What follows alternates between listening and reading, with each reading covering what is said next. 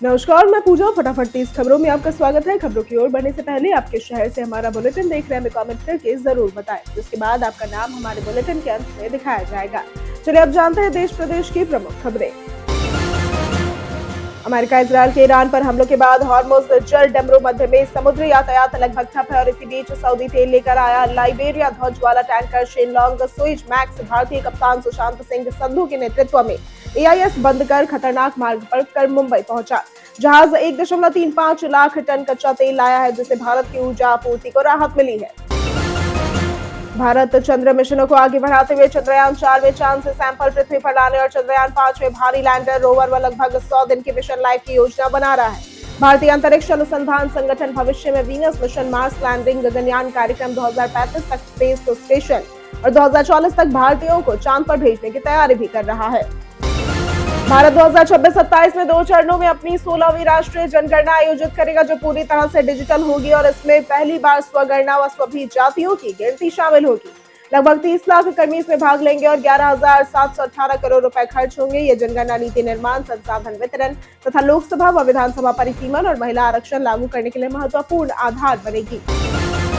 PM Narendra Modi ने LPG supply को लेकर फैल रही अफवाहों के बीच लोगों से पैनिक न करने की अपील की है। सरकार ने कहा कि घरेलू गैस की सप्लाई सामान्य है। मिनिस्ट्री ऑफ होम अफेयर्स ने निगरानी के लिए कंट्रोल रूम बनाए हैं और जमाखोरी पर कार्रवाई की चेतावनी दी है। राज्यों को अलर्ट कर अफवाहों से बचने की सलाह दी गई है। अमेरिका के राष्ट्रपति डोनाल्ड ट्रंप प्रशासन ने भारत सहित 16 प्रमुख व्यापारिक साझेदार देशों की व्यापार नीतियों की नई जांच शुरू की है, जिन्हें अमेरिका अनुचित मानता है। जांच अधिक उत्पादन और जबरन मजदूरी से बने सामानों पर केंद्रित है। इसके आधार पर चीन, भारत, ईयू और अन्य देशों पर नए टैरिफ लगाए जा सकते हैं, जिससे वैश्विक व्यापारिक तनाव बढ़ने की आशंका है।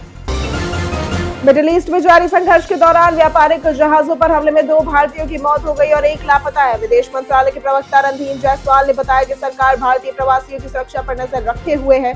पीएम मोदी और एस जयशंकर क्षेत्रीय नेताओं से संपर्क में है, जबकि घायल भारतीयों को सहायता दी जा रही है।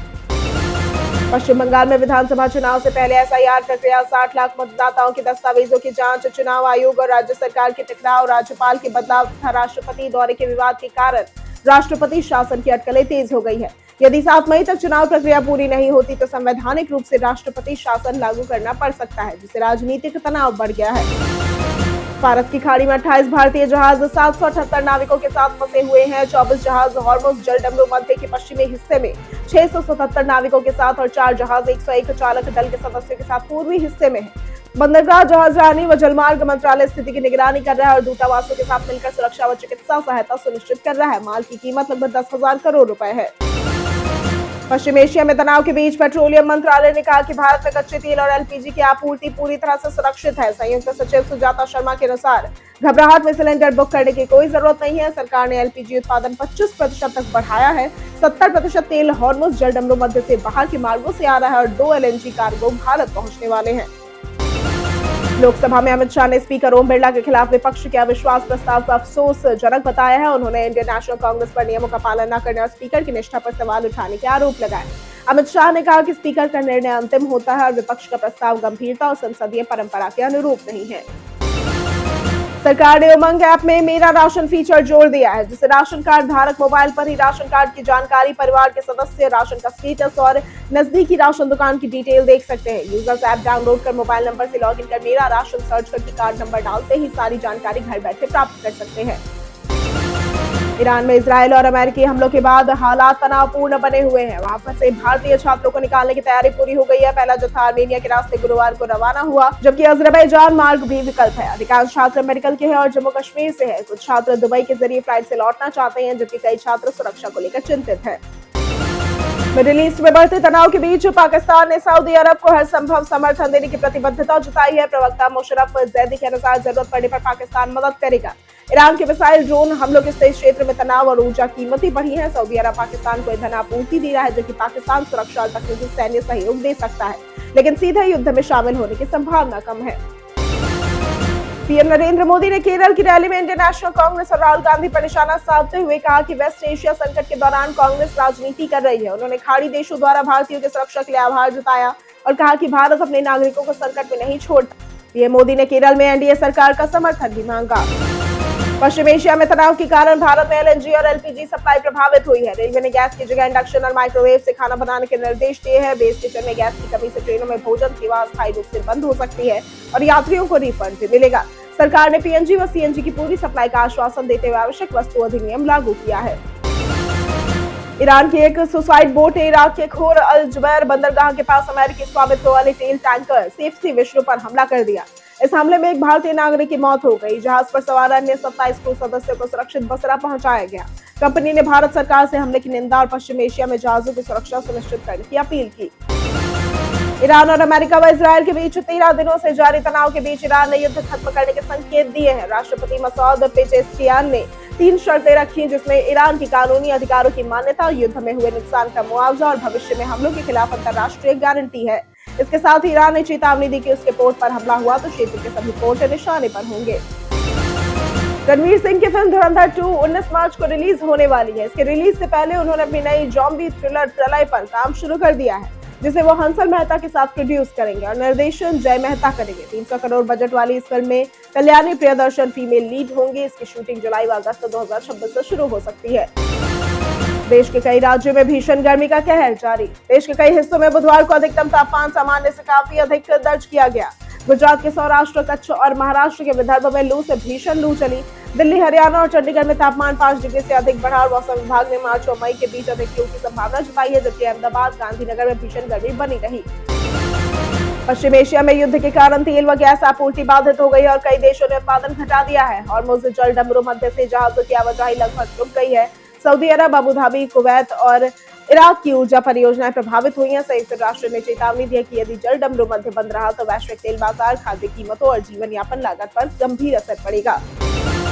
पश्चिम एशिया में जारी संघर्ष के बीच एयर इंडिया और एयर इंडिया एक्सप्रेस गुरुवार को कुल 58 निर्धारित और गैर निर्धारित उड़ानें संचालित की।